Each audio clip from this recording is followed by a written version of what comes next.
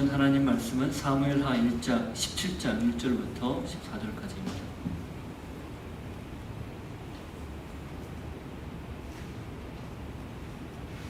사무엘하 17장 1절부터 14절까지 같이 읽겠습니다. 아히도벨이 또 압살롬에게 이르되 이제 내가 사람 12,000명을 택하게 하소서. 오늘 밤에 내가 일어나서 다윗의 뒤를 추적하여 그가 고나고 힘이 빠졌을 때에 기습하여 그를 무섭게 하면 그와 함께 있는 모든 백성이 도망하리니 내가 다윗 왕만 죽어 죽이고 모든 백성이 당신께 돌아오게 하리니 모든 사람이 돌아오기는 왕이 찾는 이 사람에게 달렸습니다. 그리하면 모든 백성이 평안하리이다 하니 압살롬과 이스라엘 장로들이 다 그 말을 옳게 여기더라. 압살롬이 이르되 아렉 사람 후세도 부르라. 우리가 이제 그의 말로 듣자 하니라. 후세가 압살롬에게 이르매 압살롬이 그에게 말하여 이르되 아히도벨이 이러이러하게 말하니 우리가 그 말대로 행하랴. 그렇지 아니하거든 너는 말하라. 이르되 이번에는 아히도벨이 베푼 계략이 좋지 아니이다 하고 또 후세가 말하되 왕도 아시거니와 왕의 아버지와 그의 추종자들은 용사라. 그들은 들에 있는 곰이 새끼를 빼앗긴 것 같이 경건하였고 왕의 후치는 전쟁에 익숙한 사람인즉 백성과 함께 자지 아니하고 지금 그가 어느 굴에나 어느 곳에 숨어 있으리니 혹 무리 중에 몇이 먼저 엎드러지면 그 소문을 듣는 자가 말하기를 압살롬을 따르는 자 가운데에서 패함을 당하였다 할지라. 비록 그가 사자 같은 마음을 가진 용사의 아들일지라도 낙심하리니 이는 이스라엘 무리가 왕의 아버지는 영웅이요 그의 추적자들도 용사인 줄을 알미니이다.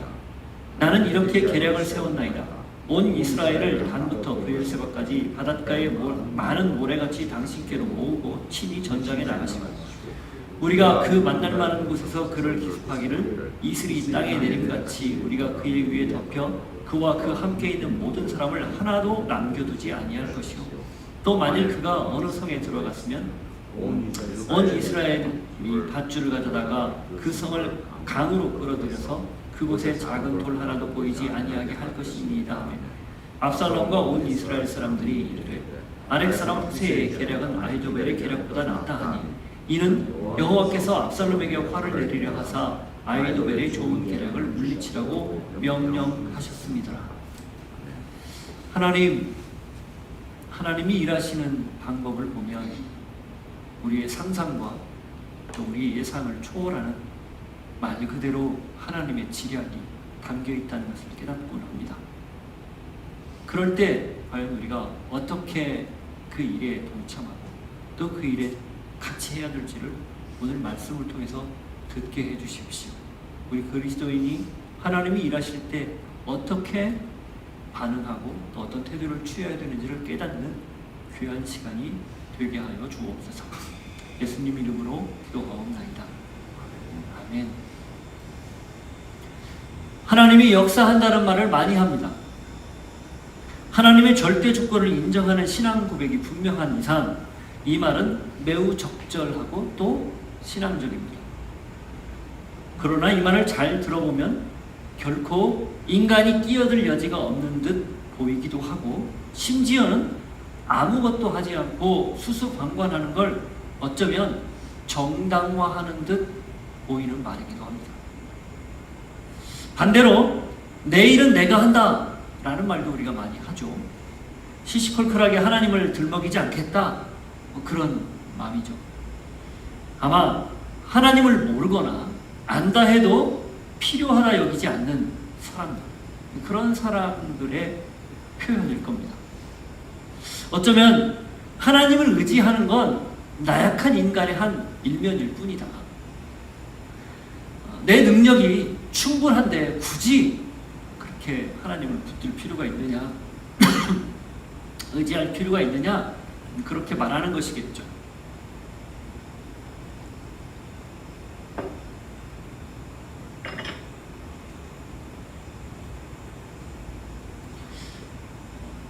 그래서 자기가 가지고 있는 힘을 최대한 활용하고 또 그대로 열심히 살려고 애를 씁니다. 나쁘지는 않아요. 굉장히 사실 많은 사람들이 그렇게 해서 성공을 하죠. 그런데 살다 보니 그렇게 자기가 계획한 대로 열심히 노력한 대로 뜻한 대로 되든가 아닐 때도 있더라는 거죠.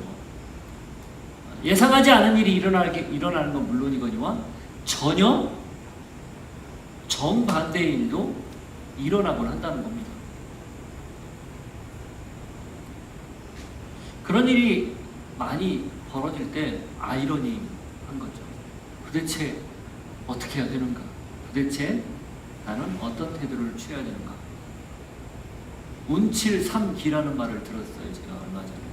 처음에는 뭔 말인가 했더니 운이 70%고 자기의 기운이 30%래요. 근데 그 사람은 저한테 운구 기일이라고 하더라고요. 운이 거의 90%고 자기의 노력이나 이게 10%다. 왜 그런 말을 하는가 하고 이렇게 쭉 이야기를 들어봤더니 아무리 애를 써도 안 되는 게 너무 많아서 자기는 운칠기삼은 너무 과하고 운이 거의 90%다. 겨우 내가 하는 건 10%다. 이런 생각을 하는 거죠. 저는 거기 이런 생각을 해봤습니다. 아니, 운 100, 기 0. 그러면서 말은 안 했지만 속으로 이런 생각했어요. 그러나 내가 하는 것도 100이라는 생각을 했어요. 100대 100. 이게 모순이죠. 50대 50이면 이해가 되지만 어떻게 운도 100이고 내가 하는 것도 100이어야 되는가. 저는 하나님이 전적으로 도와줘야 되고 또 내가 최선을 다해서 100% 노력을 해야 된다. 그런 의미로 그걸 받아들였던 거죠. 어떻게 해야 될까? 네, 오늘 본문을 보면 적절한 해답을 찾을 수 있습니다. 분명 하나님이 모든 걸 배후에서 혹은 실질적으로 역사하고 일하지만 그걸 구체화하고 그걸 분명하게 실현시키는 건 언제나 사람이기 때문에 그래요. 말씀을 통해 믿음의 사람으로서 어떤 자세와 태도를 지녀야 하는지, 그래서 오늘 본문이 참 좋은 해답이 됩니다. 내가 어떻게 나한테 주어진 일을 해야 되는가? 모순 같지만 완전하게 하나님을 의지하면서 완전하게 나의 노력도 내가 해야 할 일도 해야 된다는 것, 그것이 오늘 본문에서 가르쳐주는 내용이에요. 자, 그렇다면 구체적으로 한번 보시죠. 첫 번째 계략을 성공시킨 아히도벨, 첫 번째 계략이 뭐였죠? 자기 아버지 다윗의 후궁들과 백주의 압살롬이 동침하는 거였어요. 당시 쿠데타를 일으키거나 전쟁을 해서 승리하면 상대방 왕의 후궁이나 가족들, 왕비를 그렇게 공개적으로 망신을 주어서 내가 이겼다라는 것을 증명하는 그런 모습이었다고 그랬죠. 자, 그거에 의해서 두 번째 계략을 아히도벨이 내놓습니다. 근데 그 아히도벨이 내놓는 계략은 한마디로 말하면 속전속결로 완벽하게 절대적 숫자의 우위를 가지고 제압하자, 그런 말이에요. 그 아히도벨의 계략은 잘 보면 굉장히 지략이 탁월하고 그리고 아주 적절한 계략이었습니다. 자, 조목조목 한번 볼까요? 먼저 속전속결로 제압하자는 겁니다. 1절 앞부분 보세요. 아히도벨이 또 압살롬에게 이르되 이제 내가 사람 12,000명을 택하게 하소서. 오늘 밤에 내가 일어나서 다윗의 뒤를 추적하여. 자, 거기 뭐라고 되어 있습니까? 12,000명을 택하자고 얘기해요. 12,000명. 그리고 오늘 밤에 가서 추적해서 일을 끝내겠다, 이렇게 얘기합니다. 지금 다윗은 굉장히 지쳐 있었어요. 압살롬이 반역했다는 말을 듣고 정말 경황 없이 부랴부랴 예루살렘을 지금 도망쳤거든요. 그렇기 때문에 그에게 시간을 주지 말자, 이런 말입니다. 그가 그 혼란을 틈타 혼란스럽게 도망쳤는데 그 혼란을 틈타 그를 순식간에 무력화함으로 그에게 조금의 여지도 주지 말자. 이게 아히도벨의 첫 번째 계략이었습니다. 왜? 시간이 좀 지나면 이 반정 세력, 쿠데타 세력이 사실 명분이 지금 거의 많이 없거든요. 그리고 다윗을 따라가는 사람들이 여전히 있는 걸로 보아. 직접적으로는 따라가지 않지만 그를 위해서 눈물을 흘린 사람이 많은 걸로 보아. 그리고 지난 30여 년간 다윗이 특별하게 큰 문제 없이 잘 이끌었던 그의 업적으로 보아. 또 단에서부터 브엘세바까지 저 메소포타미아 지역부터 밑에 애굽 하구까지 엄청난 땅을 영토로 확장하고 절대군주, 패권자로서 그동안 다스렸던 걸로 보아 그렇게 쉽게 다윗으로부터 돌아설 그런 민심은 아니었던 거죠. 그러니까 아히도벨이 그걸 알았기에 빨리 일을 끝내자 이렇게 이야기한 거예요. 더군다나 밤이라는 말, 보통 밤에는 전투를 안 했다고 해요. 서로가 잘 피하 식별이 안 되고, 물론 성경에 밤에 기습하는 이들이 종종 나오지만 보통 전투는 낮에 했다고 합니다. 근데 그것도 굉장히 방심하고 있는 틈을 노리지 않냐, 그런 말 아니겠어요? 두 번째는 뭡니까? 거기 나와 있는 거 12,000명을 택해서 함께 있는 무리는 대략 한 2,000여 명 남짓으로 추정을 합니다. 15장 18절을 한번 보세요. 참고로 우리 다윗을 따라온 사람들인데, 그의 모든 신하들이 그의 곁으로 지나가고 모든 그렛 사람과 모든 블렛 사람 및 왕을 따라 가드에서 온 모든 가드 사람 600명이 왕 앞으로 행진하니. 여기 정확한 숫자는 그 가드 사람 600명이 나오는 그 내용이죠. 그리고 이들의 식솔들, 또 따라 나온 사람들 다 합쳐서 2,000명에서 2,500명? 이 정도가 될 거란 말이죠. 그런데 12,000명이면 최소 5배, 6배예요. 압도적인 군사력의 우위입니다. 아마도 압살롬이 지금 동원할 수 있는 최대치의 병력으로 보입니다. 즉각 동원할 수 있는. 그들이 지치고 힘들어 있을 때 그들을 가서 한꺼번에 제압하자, 그런 말이죠. 이게 일반적으로 전쟁을 치를 때 굉장히 탁월한 전략 아니에요. 지쳐 있을 때, 그리고 시간을 주지 않고 압도적 군사력으로 가서 제압하는 것.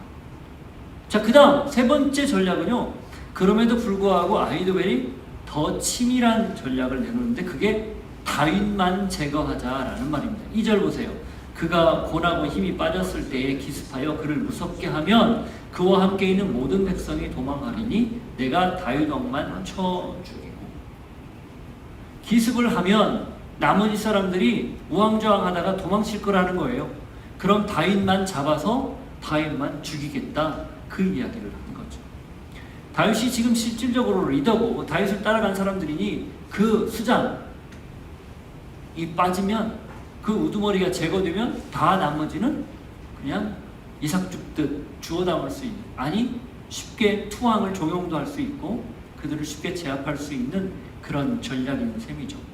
그리고 여기에는 그 다음 아히도벨의 이런 마음도 숨겨져 있습니다. 3절 모든 백성이 당신께 돌아오게 하리니 모든 사람이 돌아오기는 왕이 찾는 이 사람에게 달렸습니다. 그리하면 모든 백성이 평안하리이다. 무슨 말입니까? 지금 다윗을 따라갔던 2,500여 명의 사람들도 다윗만 제거되면 압살롬 당신의 편이 될 수 있습니다. 그걸 제가 하겠습니다. 자, 보세요. 이걸 요약해보면 속전속결로 압도적 군사력을 동원해서 다윗만 베어내자. 얼마나 기가 막혀요. 지금 아히도벨의 대략은 피해를 서로 최소화하면서 이 문제의 근원이 되는, 뿌리가 되는 다윗만 쏙 빼내자, 그 말이에요. 누가 봐도 타당하고 누가 봐도 탁월한 지략이에요. 아니나 다를까 다들 좋게 여깁니다. 4절 압살롬과 이스라엘 장로들이 다 그 말을 옳게 여기더라. 과연 아히도벨이야? 라고 말하지 않았겠어요? 그 앞부분에 나오는 것처럼 그 16장 23절 그때 아히도벨이 베푸는 계략은 사람이 하나님께 물어서 받은 말씀과 같은 것이라 아히도벨의 모든 계략은 다윗에게나 압살롬에게나 그와 같이 여겨졌더라. 사람들이 아히도벨의 계략, 지략을 하나님에 의해서 하나님에게 받아서 베푸는 계략으로 알고 있을 정도로 그의 권위나 능력이 지금 모두에게 인정받는 그런 상황이었기에 이 계략을 베풀고 이걸 말했을 때 모두가 옳게 여기는 것 당연한 거였어요. 그런데 이 말대로 압살롬이 따르지 않죠. 5절에 보면. 왜 그럴까요? 그래서 4절과 5절 사이에 행간을 한번 읽어봤어요. 왜 압살롬이 좋게 여겨놓고 갑자기 후세도 한번 의견을 내라 이 말을 했을까? 보십시오. 아히도벨이 1절부터 3절까지 내놓은 이 탁월한 계략은 누가 주체입니까? 누가 주체예요? 아히도벨이 주체예요. 내놓은 것도 아히도벨이고 그걸 실행하는 자도 자기를 보내달라고 말을 하는 거예요. 근데 지금 이 쿠데타를 일으킨 주역은 누구예요? 압살롬이죠. 압살롬이 그냥 일으키지도 않았어요. 치밀하게 상당 시간을 계획해서 일으킨 쿠데타였어요. 그런데 결정적으로 그래서 예루살렘 성까지 지금 들어와서 점령을 했죠. 장악을 했죠. 그런데 쫓겨나는 아버지 세력을 물리치는 마지막 한방, 이것에 자기를 배제시키는 거예요. 이 자리에 자기는 쏙 빠져버린 겁니다. 이게 지금 제가 행간을 읽는 거예요. 성경에 나오는 내용이 아니에요. 빠뜨려버리니까 뭔가 불편한 거죠. 지금까지 압살롬의 행적을 보십시오. 다 자기가 주도해서 했습니다. 다말이 그 일을 당했을 때도 찾아가서 잠잠하게 시키고 때를 본 것도 압살롬이었고요. 암논을 죽이는 걸 계획하고 실행한 것도 압살롬이었고요. 그리고 도망쳐서 그 술에 가서 숨어 있는 것, 그리고 요압이 그걸 보고 어쨌든 다시 돌이키게 했지만 요압이 돌아는 왔는데 아버지가 만나주지 않는 걸 더 이상 중재를 안 하니까 불을 질러서 중재하라고 말한 것도 요압이었고요. 그리고 성문에 앉아서 재판을 받아주면서 재판을 해주면서 백성들의 환심을 산 것도 그였고요.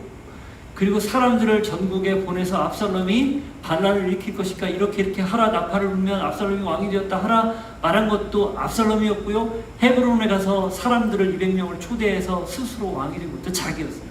지금까지 전부 자기가 주도하는 유형의 사람, 그가 압살롬이었단 말이죠. 그가 이제 호기롭게 예루살렘으로 와서 차지하기까지 했어요. 그런데 마지막 결정적인 마지막 한 방을 하는데 자기는 배제되어 있어요. 갸우뚱한 거죠.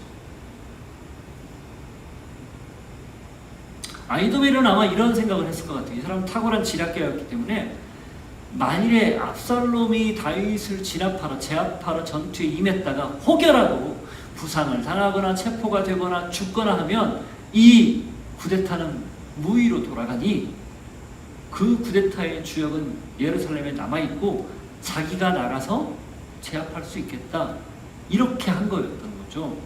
그런데 압살롬은 자신을 배제시키는 이게 불편한 겁니다. 모든 걸 내가 주관하고 내가 해야지 누가 하겠어, 그런 생각을 가진 전형이기 때문에 그래요. 여러분, 그러나 이게 위험해요. 모든 걸 내가 하고 내가 손수 다 하고 시작했으니 마무리한다. 그래서 누구의 도움도 필요 없다. 누구와 같이 할 마음도 없다. 이거야말로 가장 위험한 생각입니다. 하나님의 일도 마찬가지죠. 그래서 그런 사람이 예를 들어 목회자다. 그럼 그 교회가 그 한 사람 때문에 아주 하늘을 날듯한 그런 희열을 맛보기도 하겠지만 그 한 사람 때문에 나락으로 떨어지는 그런 참담함도 같이 겪게 되는 거예요.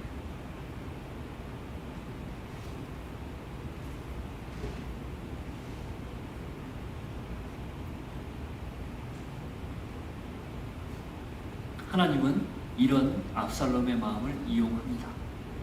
뒤에 가면 나와요, 그 내용이. 이런 마음이 있었던지 그래서 아히도벨의 계략을 바로 실행하지 않고 후세에게 자문을 구하는 거예요. 자, 후세에게 자문을 구하는데 어떻게 구하는지 한번 보죠. 자, 후세는 다윗의 밀명을 받고 지금 압살롬에게 잠입한 상태예요. 위장으로 투항한 거예요. 충성맹세를 했어요. 지난주에 저희가 봤죠? 그리고 충성맹세 직후에 아히도벨이 압살롬에게 베푸는 첫 번째 계략을 봤어요. 후궁을 동침시키는 것. 근데 그때는 잠잠했습니다. 왜 그러냐면 어쩌면 그것이 나중에 압살롬의 이 쿠데타의 정당성, 이것을 정당하지 않다라는 것을 증명하는 방증이 될 것이기 때문에 그건 내버려 두었어요. 그런데 두 번째 계략, 이걸 듣고 보니 이건 가만히 놔두면 굉장히 위험할 수 있는 상황이었다라는 거예요. 그래서 어떻게 하든 지금 압살롬에게 가서 자연스럽게 자기가 가지고 있는 계략들을 이야기해야 되는데 그게 여의치 않아요. 왜? 아히도벨이 너무 절대적으로 지지를 받고 있으니까. 그런데 기가 막힌 일이 벌어진 겁니다. 압살롬이 후세를 불러서 아히도벨의 모략을 평가해달라, 그것을 한번 검토해달라 부탁한 겁니다. 5절, 6절 한번 보시죠. 압살롬이 이르되 아랫사람 후세도 부르라. 우리가 이제 그의 말도 듣자 하니라. 후세가 압살롬에게 이르매 압살롬이 그에게 말하여 이르되 아히도벨이 이러이러하게 말하니 우리가 그 말대로 행하랴? 그렇지 아니하거든 너는 말하라 하니. 여러분, 이게 하나님이 일하는 방법이에요. 14절에 결론적으로 나오겠지만 하나님이 이게 일하시는 방법이에요. 압살롬의 마음에, 그 마음 안에 있는 잘못된 헛된 욕망, 모든 걸 내가 다 해야 된다라는 그 교만, 이걸 이용해서 이 아히도벨의 말이 옳지만 왠지 불편한 그 감정을 슥 긁어서 후세에게도 물어볼 수 있도록 하는 거죠.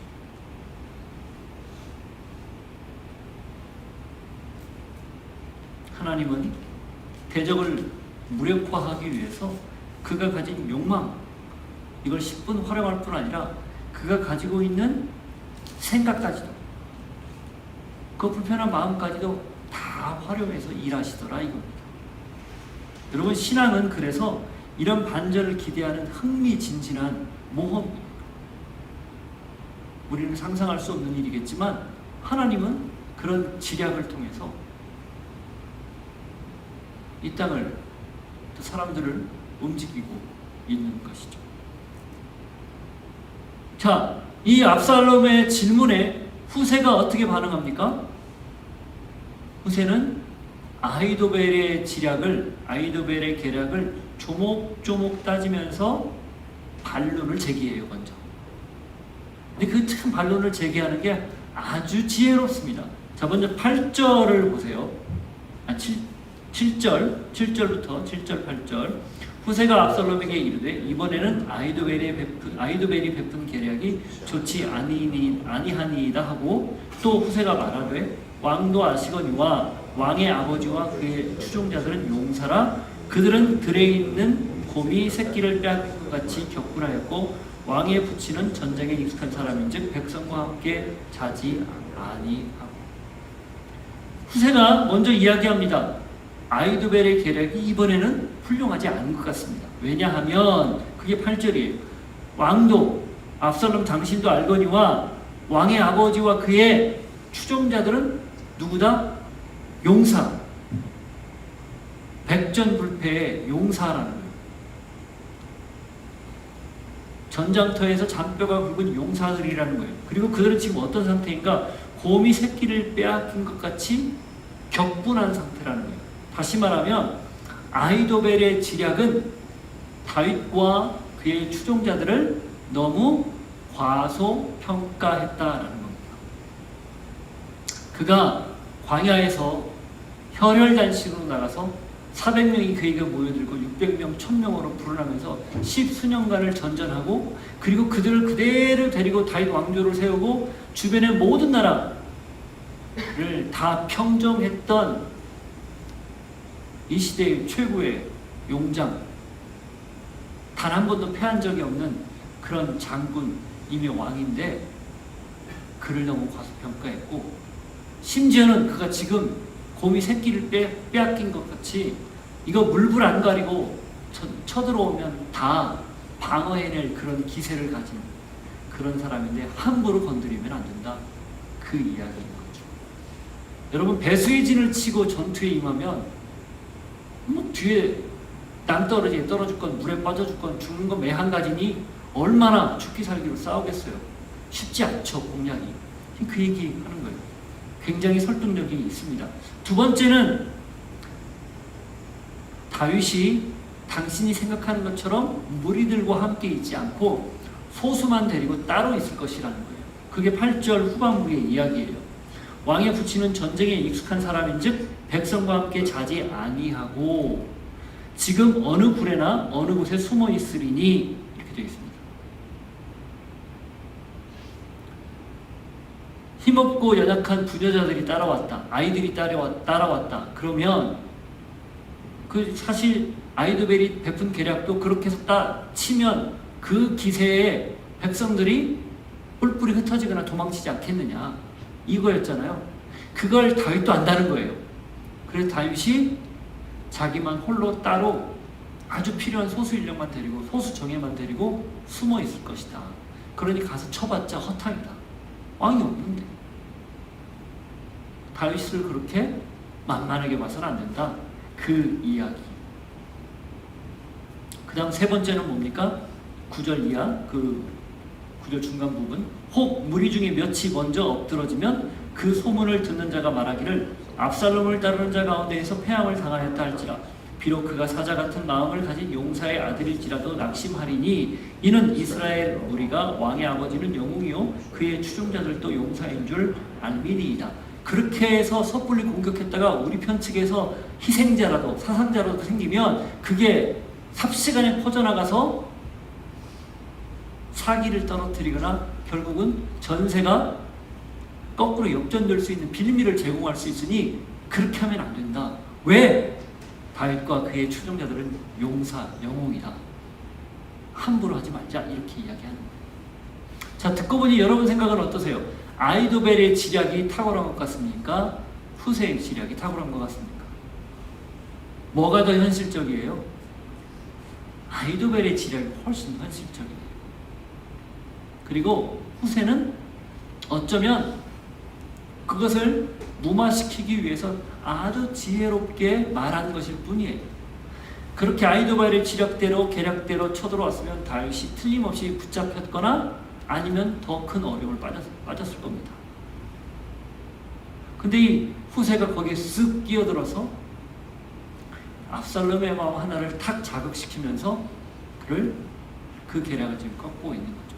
잘 보면 이 반론이 지금 압살롬 편에 가지고 있는 전력이나 압살롬의 능력을 이야기하는 것, 추켜 세우는 것 같아요? 아니면 다윗과 다윗 추종자들의 능력을 지켜 세우는 것 같아요? 여러분이 볼 때 다윗과 그의 추종자들을 지켜 세우는 그런 모습이에요. 참 대담하지 않아요? 압살롬 앞에서 후세가 이 노회한 이 오랜 경험을 가진 이 정치가가 그의 말로 사실은 압살롬을 지금 그 앞에서 놀리고 있는 거나 진배 없는 거죠. 그리고 반면에 다윗은 칭찬하고 있는 거예요. 자, 그렇게 해서 일단 아이도벨의 계략이 조금 무모하다라는 걸 말한 다음에 그것으로 끝나지 않아요. 비판만 하지 않고 대안을 제시를 합니다. 이게 또 이제 후세가 설득력이 있게 되는 이유이기도 해요. 어떻게 합니까?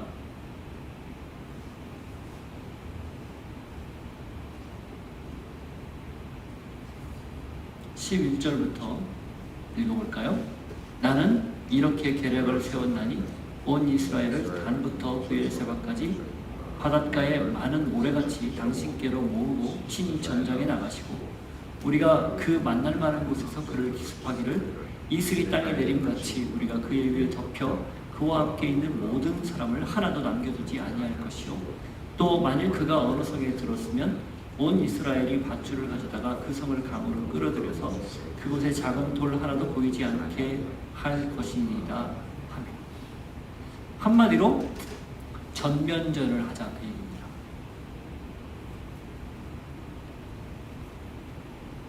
그렇기 때문에 이 12,000명만 데리고 나갈 것이 아니라 어떻게 하라는 거예요? 단에서부터 브엘세바까지 이스라엘 전역입니다.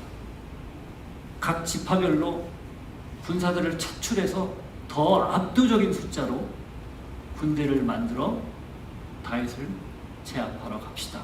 그리고 그 자리에 어떻게 하라는 거예요? 왕이 직접 출정해서 진두주의하라. 그겁니다. 지금 후세가 압살롬의 마음을 정확히 읽고 있는 거예요.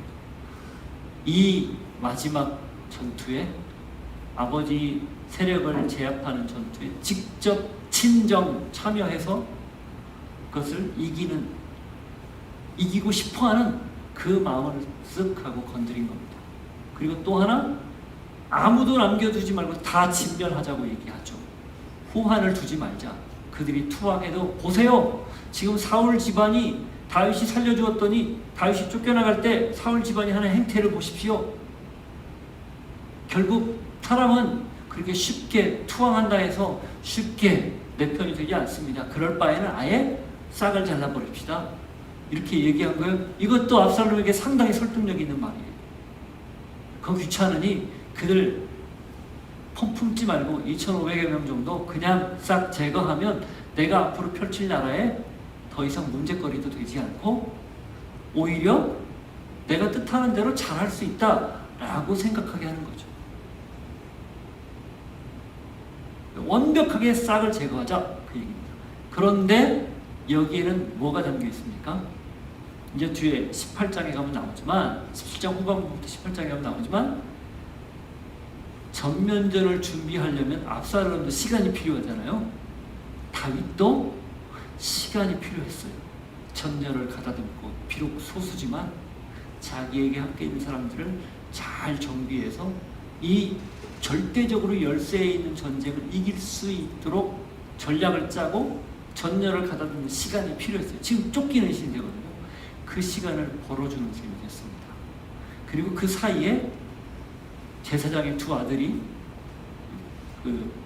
요나단과 아히마아스가 나중에 이제 전력 역할을 하면서 이 내용들을 다 알려주고 첩보를 알려주고 대비를 충분히 시키죠. 이게 후세의 탁월한 지략이었어요. 아히도벨의 정말 충격적인 계획을 무마시키고 조목조목 따져서 무마시키고 반면 압살롬의 그 자존심과 자만심 그리고 자기가 모든 걸 해야 된다는 직성이 풀린다는 그 생각을 잘 등에 업어서 전면전을 할 수 있도록 하는 그런 행동을 통해 그는 결국 다윗에게 시간을 벌어주고 다윗이 반전을 또 그 전투에서 저항하거나 이길 수 있는 빌미를 충분히 제공한 거라는 사실입니다. 이게 하나님이 사람을 통해 일하는 방법이에요. 자, 후세는 지금 다윗의 밀명을 받고 들어왔어요. 그가 해야 할 일은 뭐였죠? 압살롬 앞에 나가서 그들이 하는 회의를 같이 참여해서 그 회의에 주요한 내용들이 무엇인지 알아내는 것이었고 또 필요하다면 다윗을 도울 수 있는 말들을 하는 게 그의 역할이었어요.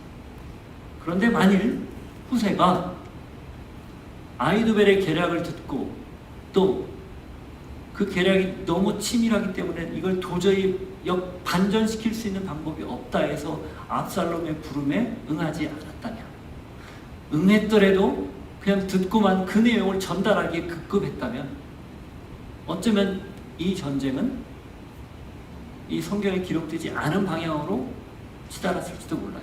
물론 하나님이 다윗에게 마음이 있었기 때문에 다른 방법으로 이걸 이길 수 있는 길들을 마련했겠죠.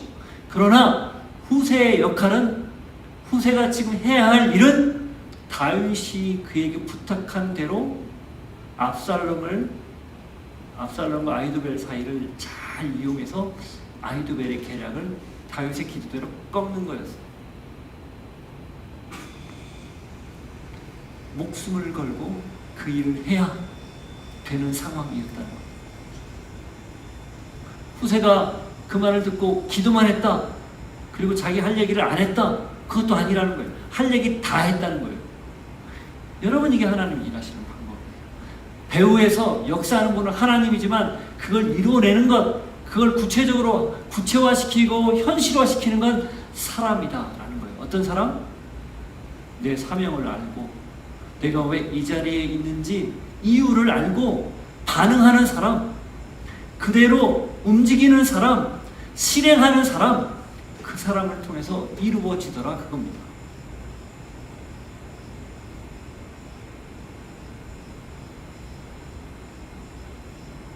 우리는 하나님이 일하시도록 기도합니다. 그게 하나님이 일하도록 100% 맡기는 거예요. 근데 그것으로 끝이 아니에요. 내가 그 일을 해낼 수 있도록 내가 해야 할 일을 100% 해야 됩니다. 그게 우리의 태도예요. 감이 떨어지기를 기도하지만 밑에 가서 흔드는 것도 우리의 몫이라는 거. 아니면 긴 장대로 그걸 꺾는 건 우리의 일이라는 거예요. 이게 하나님이 일하시는 방법이라는 겁니다. 자, 그랬더니 하나님이 어떻게 마지막 14절에 결론을 내립니까? 14절, 압살롬과 온 이스라엘 사람들이 이르되 아렉 사람 후세의 계략은 아히도벨의 계략보다 낫다 하니 이는 여호와께서 압살롬에게 화를 내리려 하사 아히도벨의 좋은 계략을 물리치라고 명령하셨습니다. 성경은 정확하게 하나님께서 압살롬에게 화를 내리려 하사 아히도벨의 좋은 계략을 물리치라고 명령했다라고 기록합니다.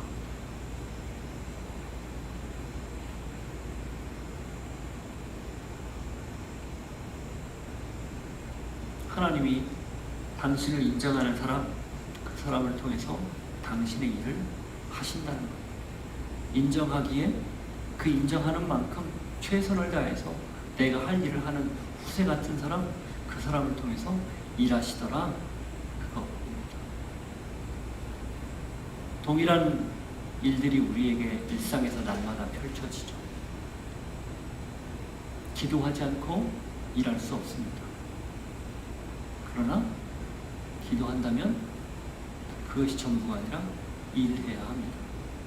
이 두 가지는 50대 50이 아니라 100대 100으로 전적으로 맡기고 나는 전적으로 최선을 다하고, 그런 모습을 통해서 우리의 삶의 구체화됩니다. 이걸 잊지 않기를 바랍니다. 내가 할 일이 무엇인지, 그 몫이 무엇인지는 각자가 알아서 하나님의 음성을 듣고 내가 할 일을 깨닫게 되는 것이죠. 그래서 저는 여러분이 기도하지만 기도했기 때문에 열심히 실행할 수 있는 실행력이 있는 사람 동일하게 되기를 바랍니다. 하나님 없이 내가 다 할 수 있다, 무모함을 내려놓고 하나님께 전적으로 의탁한다, 나는 아무것도 안 한다, 그런 무책임함도 내려놓고 둘 다 온전히 할 수 있는 그런 능력의 사람들이 되기를 주님의 이름으로 축복합니다. 하나님 아버지, 오늘도 주신 말씀을 기억하며 저희가 이 음성을 들었습니다. 주님이 일하시니 우리도 일합니다. 주님이 역사하시니 우리도 거기에 따라 순종하며 내 일을 합니다. 이 마음으로 하나님께서 완전히 모든 것들을 주관적으로, 절대적으로, 주권적으로 역사하시는 걸 믿기에 기도합니다. 우리 또한 그걸 믿고 내가 할 수 있는 최선을 다해서 하나님의 능력치를 벗어나지 않는, 교만하지 않는 겸손한 모습으로 행할 수 있는 믿음의 사람들 되게 하여 주옵소서. 예수님 이름으로 기도하옵나이다. 아멘. 자리에서 일어서 같이 나옵니다. 우리 바다를 덮은 같이 우리 바다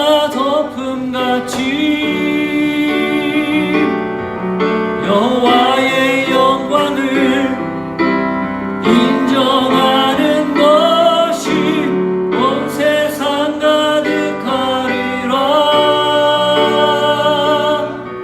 우리 바다 높음같이 우리 바다 높음같이 우리 바다 높음 우리 바다를 덮음같이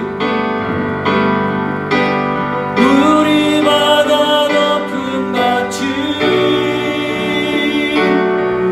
여호와의 영광을 인정하는 것이 온 세상 가득하리라. 우리 바다 높음같이 우리 바다 높음같이 우리 바다 높음같이 하나님을 인정하는 세상, 주님이 여전히 주권적으로 역사하신다고 믿는 믿음, 그 믿음으로 한 걸음 한 걸음 내딛되 내가 할 수 있는 최선을 다할 수 있는, 그래서 하나님의 일이 나를 통해서 이루어지기를 소망하는 우리들 모두이기를 바랍니다.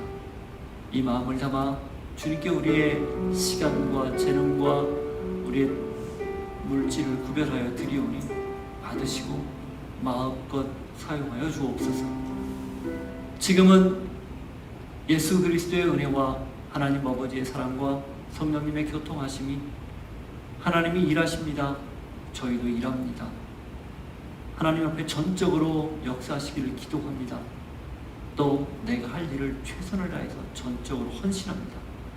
결단하고 고백하는 주의 백성들 머리 위에 삶의 자리 위에 함께 하시기를 간절히 축원하옵나이다. 아멘.